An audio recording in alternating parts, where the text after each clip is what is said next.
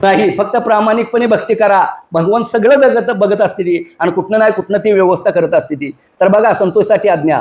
संतोषमध्ये दिव्य आत्म्याचा अंश असून अनेक अद्भुत शक्त्या वास करतात. त्यातील एक प्रकट स्वरूपात आहे, ही स्वतः देवाने सांगितलंय. प्रकट स्वरूपात कुठली? दिव्य दृष्टीची ही एक शक्ती होती. याच्या वयाच्या 35व्या वर्षी या सर्व शक्ती कार्यरत होऊन मोठ्या प्रमाणात कार्य करतील.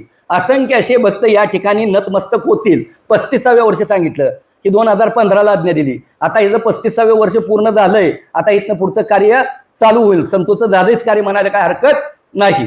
त्यानंतर पुढे काय आज्ञा दिल्या बघा, हे सगळ्यांनी लक्षात ठेवा. देव आपल्या मुलामुलीच्या लग्नाचं सुद्धा जबाबदारी घेते ती ही ह्या आज्ञेत आहे.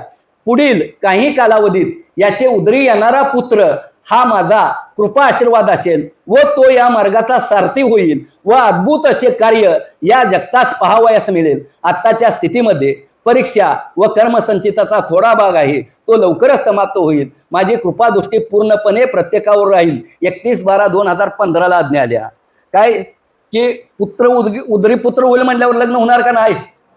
बघा, म्हणजे व्यवस्था महाराजांनी तो ह्या मार्गाचा सारथी आणि अंश असणार म्हणून सांगितलंय. माझा आशीर्वाद म्हणजे अंशाने अवतार घ्यायचा होता माऊली. त्यामुळे भगवंताची लीला आगाध असते त्या.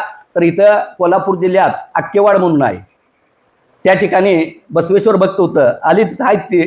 तर ते बसवेश्वर म्हणजे बसवेश्वर, बाकी देवांचं म्हणजे काय एवढं नव्हतं.